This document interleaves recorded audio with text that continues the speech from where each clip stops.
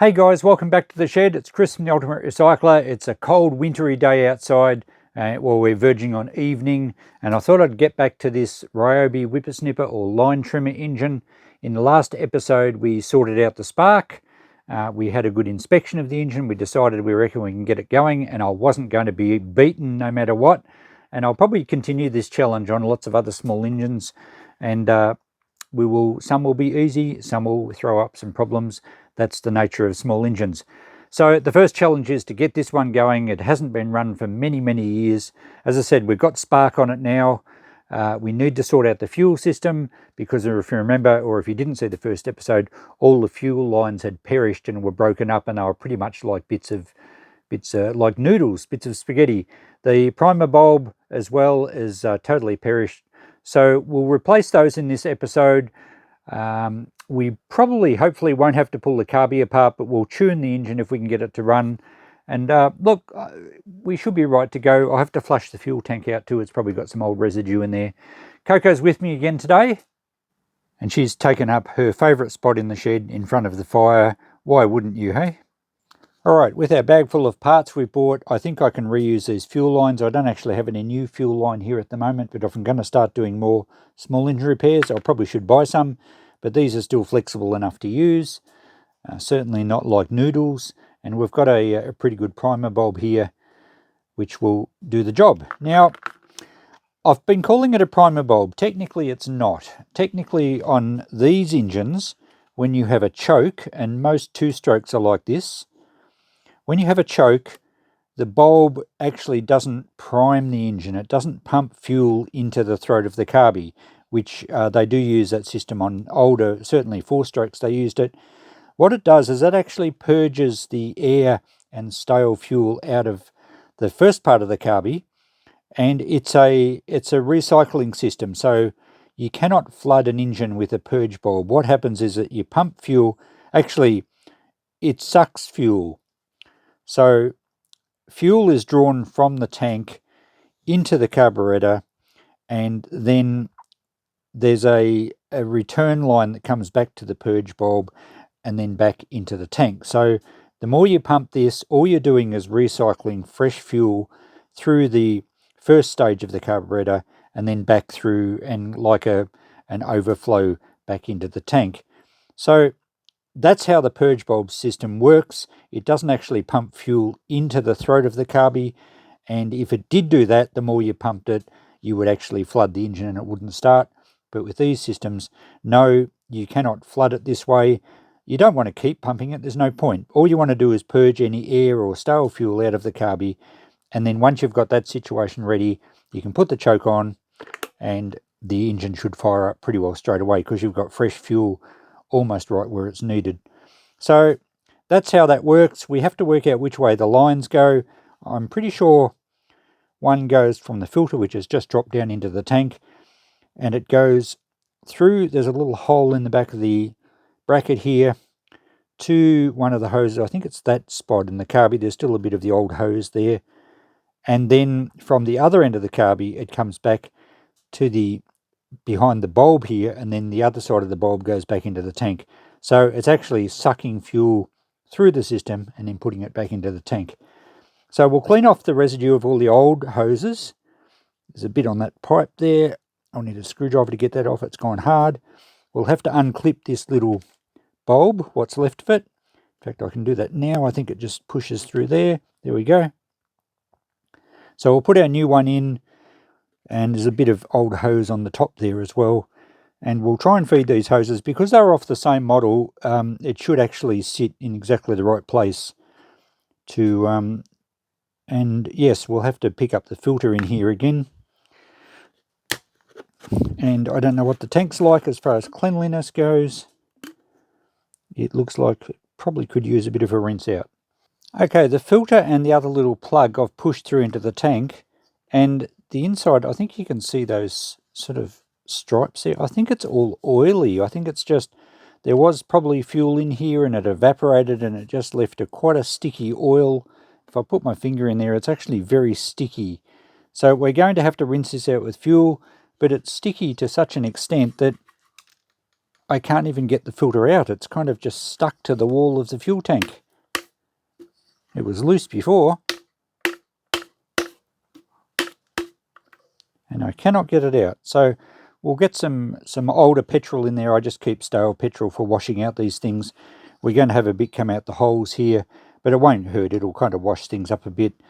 And I'll put a rag down here so we don't get petrol all over our bench, and certainly nowhere near the fire. And we'll try and rescue our filter and clean out the tank a bit. Okay, we've got a tray here. We might just put the rag across those holes so we don't have fuel just pour through. And we'll put a bit in the tank. Now I've got gloves on. For most of my mechanical life I didn't worry about gloves, and I'm trying to be a bit more careful in my older age. You'd have hands in petrol too long and it's pretty tough on your skin.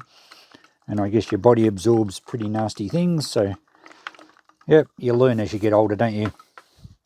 Alright, I think we're starting to free up. I could hear the filter rocking around in there now. I might put the lid on. That's the wrong lid, that one. And give it a really good shake. Try and dissolve some of that oil.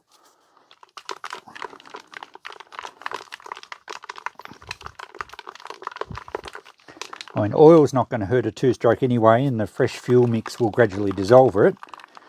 So I'm not really worried about it being sticky with old oil in there. But obviously I need to get the filter out. Alright, let's pour that into this. There we go, there's the filter dropped out. So that's going to need a good soak in fresh fuel as well to get all that sticky oil residue off there. And that's the little plug that the other hose went onto. So they've certainly got a lot of old lubrication and oil there. The tank's looking a bit better. We might just swish it out a few more times and then we'll clean up the filter. I might leave the filter soak for a while because it looks like it's got a varnish over it, which is, yeah, it's quite sticky. So we'll leave that soak. We'll blow a little bit of compressed air through it outside and it should be still fine to reuse. Okay, I've left the filter soaking in some, well, it's not fresh petrol, but it's petrol I use for washing things up. So hopefully that's dissolved a lot of the gunk and the oily stuff. It's almost like a shellac. It's just stuck to everything. I've managed to get the remainder of the fuel lines, just the last broken part of the fuel lines, off the carby on both sections. There may be a bit of muck in the carby, and there also may be some leftover residue from fuel in there, which could cause some problems, but I don't have a carby kit on hand. So I'm going to try and get it going without disturbing that. There's a couple of tricks I can use to get it started and possibly clean the jets without dismantling it. So we'll go through that as well.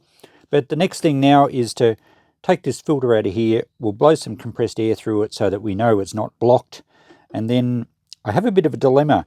These fuel lines I was going to try and reuse. Now, they're not as hard or brittle as the old fuel lines because, well, nothing could be harder or more brittle than that.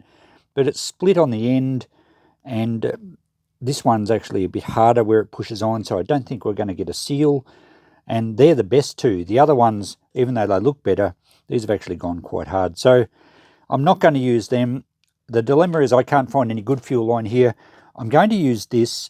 It's PVC tubing. It's not designed for petrol, and it will not last. It will go hard quite quickly, but it will do for the sake of getting this thing tested and see if we can get it running.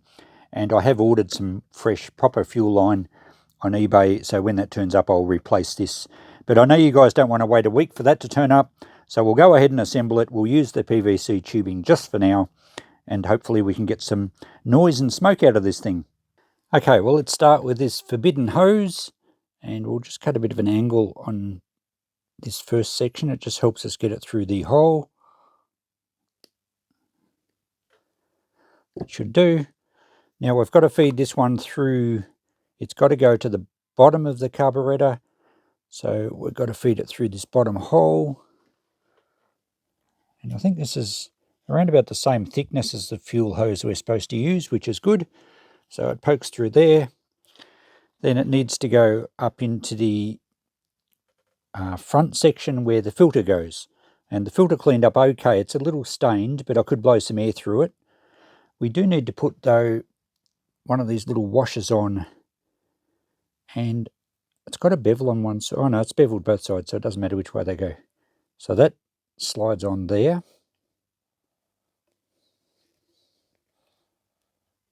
And it's fairly firm, that's good. And we'll slide it down the hose a bit, pull a bit more hose through. Now we need to get the filter on the end of this, and then it pulls right down to the bottom of the tank.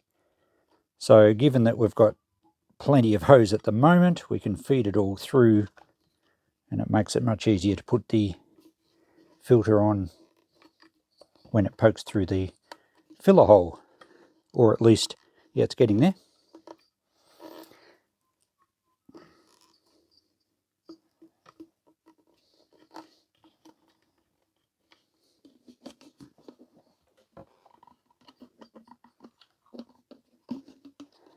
Okay, there's our hose. So now we can put, well, actually we'll trim it square.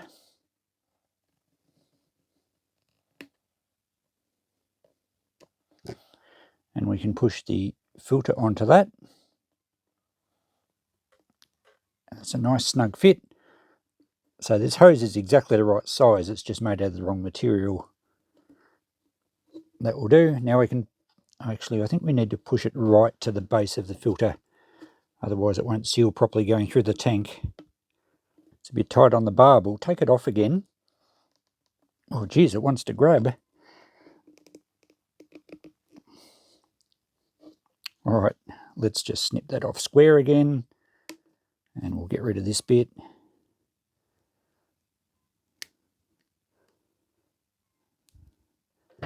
And we'll put just a little WD-40 on there, just to lubricate it. And now push the hose on. I don't think this PVC hose is as stretchable as the fuel hose is. Let's try some flat pliers without damaging the hose.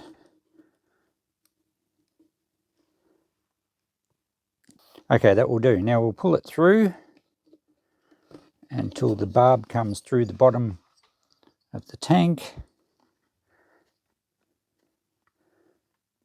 Hopefully, it shouldn't pull off. We know how tight it is.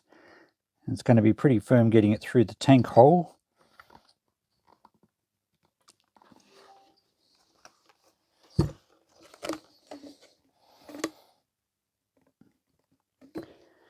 As we pull the hose, it should actually stretch it thinner a bit, and it should fit through. Oh, this is terrible stuff to work with.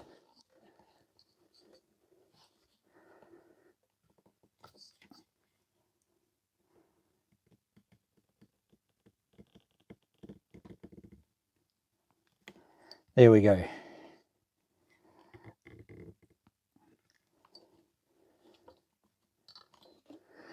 Now we can slide this washer up, and it's going to be very tight to get over that.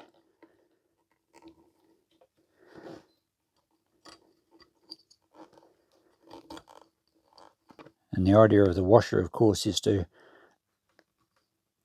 seal the hose against the bottom of the tank by squashing it all up tight. I think that will do, given that we're going to replace it as soon as we get proper fuel hose anyway. So now it goes back through to the bottom of the carburetor, so we can easily just snip that to length.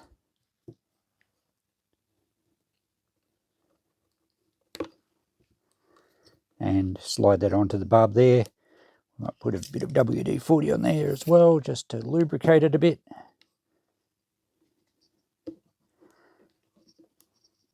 That's not going to fall off. So they're the first fuel hoses in position.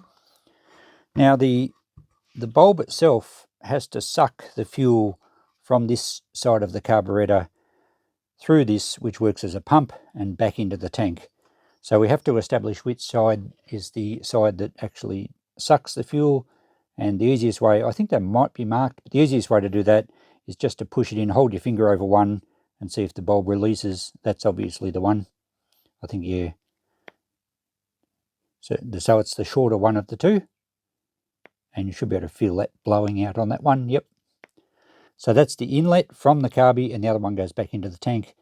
This just pushes in here with a couple of clips, and I think it locates one way. Can only go in one way. That's it. So again, we'll snip the bit of an angle on the hose, feed it through this bracket here. Where's the hole? Back up there.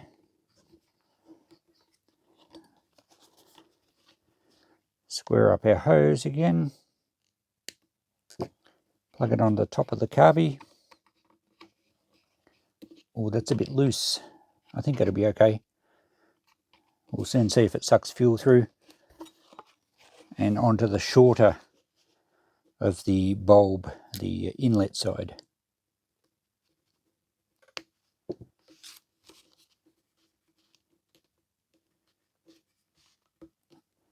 Okay, so all we need now is one from here, the outlet, back into the tank, and it has a washer on it as well. Now it has a fitting that goes inside the tank. So again, we can cut a little angle here and push it up through the tank.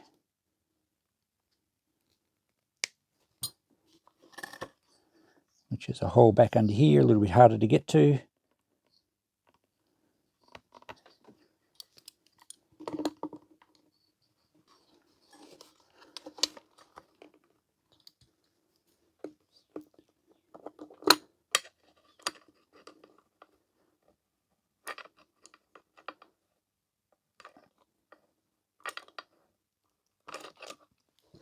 Feed enough through.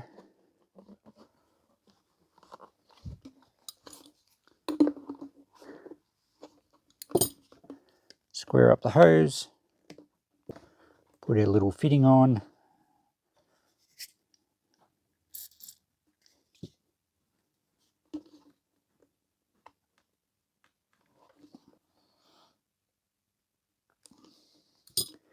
And we can pull that through and locate it through the hole in the bottom of the tank.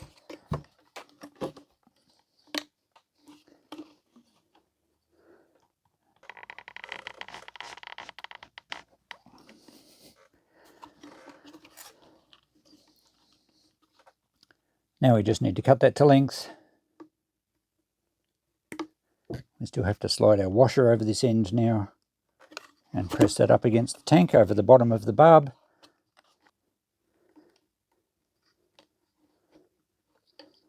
It's not right home, but that will do for purposes of the test. And we can plug this hose onto the bulb. There we go, our fuel line system. I'll put that round under there. And that completes the fuel line system. So now we should be able to put some fuel in the tank. Hopefully we don't have any leaks, and recirculate the fuel through the carby and back into the tank. And having clear tube, we'll be able to see exactly what's happening. Okay, let's put some fresh fuel in the tank.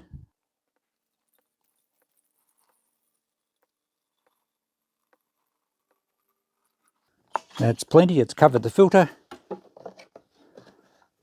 We don't have any leaks, so that's good. I'll put the cap on. I've got the engine mounted in a vise, actually clamped it by the spark plug, but only gently, but it will allow us to see the fuel come through the system. I'll adjust the camera down a little bit.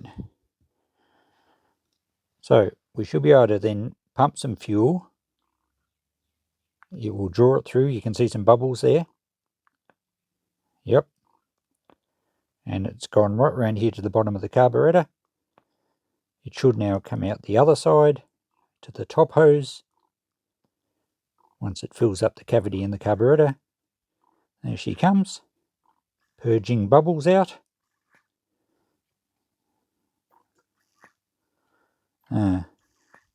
It's actually sucking air from this part. It was a bit loose. Might have to put a little twitch on that so that it doesn't leak air, because we're not going to be able to purge all the air out of it whilst that's like that. Okay, I'm just twitching some copper wire around here. I'm twitching left-handed so that you guys can see what I'm doing. It's a bit difficult to twitch left-handed. So the copper's fairly soft. It should pull around that hose and just seal it up better. It's only a temporary job here. Once we get the right fuel line, it'll press on much better. I think it has a thicker wall and a bit more stretchy. All right, I think that might be enough. Seems to have tightened it up a bit. Let's get back to priming, see if we got rid of those air bubbles.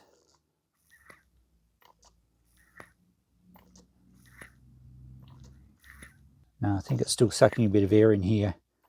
But I think that'll be enough to run. You get the drift though how this system works. And even though we have got some air bubbles here, it has pumped fresh fuel into the carburetor. So let's get the unit back together now. We don't have to worry about the air filter cover and that. I'm going to leave that off while we test it. So we can put the muffler back on. We had 3 screws there. We can assemble the front section. I have washed this up a little bit just to get rid of all the muck in there. And also the center of the recoil pulley. Remember that was sticking because there was oily gunk there. So I think that's better off left unlubricated because it's plastic running on the shaft there. And it's not a tight fit anyway, so it's only really just to guide the pulley.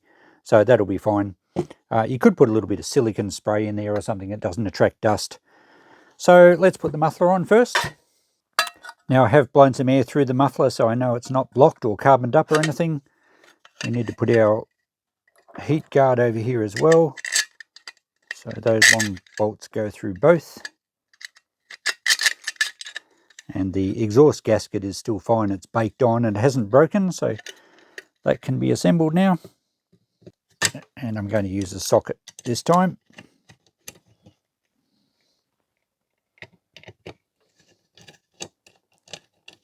And we don't want to do these too tight because it's very easy to strip the threads in the alloy cylinder. That will be fine.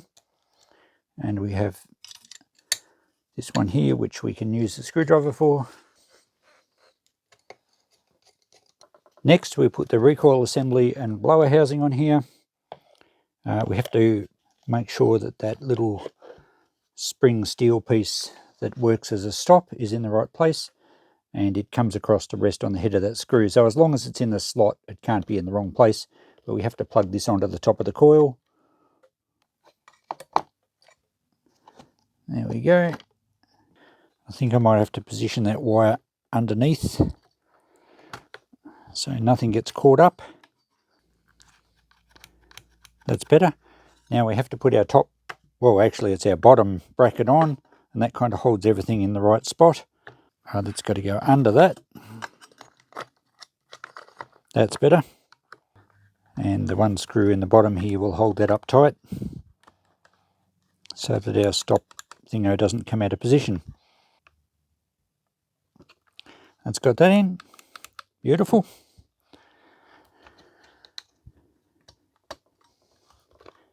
And we've still got, I think most of these screws actually stayed in. There's one to go in here and one to go in here. No, they're all in. Okay, let's do them up.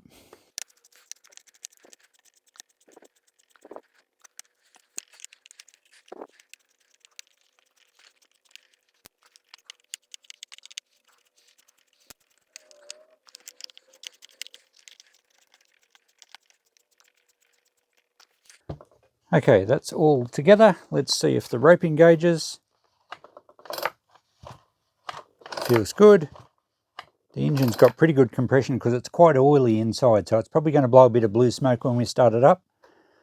Okay, so I think we'll put the shaft on now and we can see if it actually runs. Okay, with that clamp done up, she's mostly assembled. We'll leave the air filter off as I mentioned. Now I did drain the fuel out of the tank before because I just used straight petrol to pump a bit through. I'll mix up some 2-stroke, and we have to connect our throttle cable here. Can we get enough flex here to get it in? I think we can. And we need to get through that little clamp there. And we'll have to adjust this so that our trigger works properly. Okay, let's see if that works. Pretty good. It's not flicking back, but I think we just need a bit of lube at the other end at the trigger. But the operation there is fine. So a little bit of spray and she's good as gold. The other little problem we had at the start was the rope not retracting because it was sticky. That's good now. You can't whinge about that. Now, we've got to get some fuel and we'll start her up. Okay, I have some fresh 2-stroke in the tank. We will prime it or purge it. Get plenty coming through. So now that that's done, we should be able to put on choke. I'm not overly hopeful. I expect the carby is going to be a bit gummed up, but we'll see how we go. You never know your luck.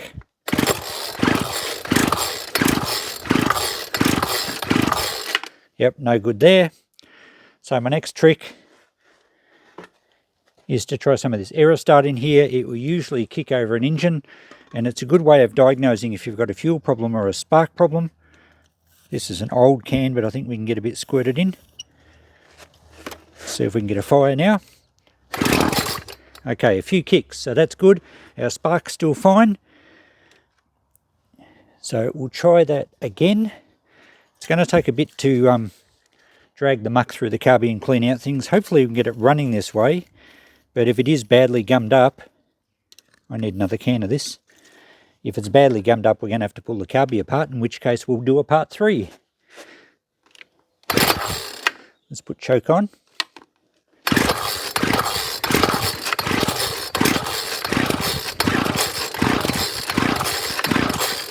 Starting to go. We'll just persist for a little bit, because with all this going through the carby, it will actually be cleaning out some of the muck. I haven't touched the jets or anything yet. That's probably another plan, but we'll see if this will fire it up.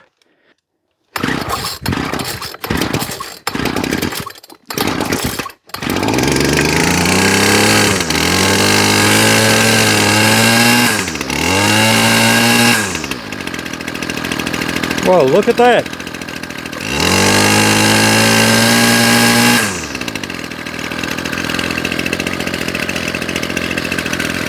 And it idles beautifully.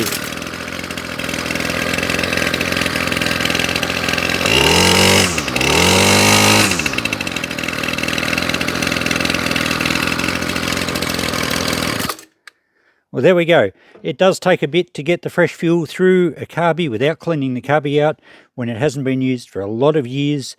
But I think that saved us the trouble of pulling the carby down. I think it will be fine. We'll give it a bit more of a run, warm it up, and then I'll show you how to tune it.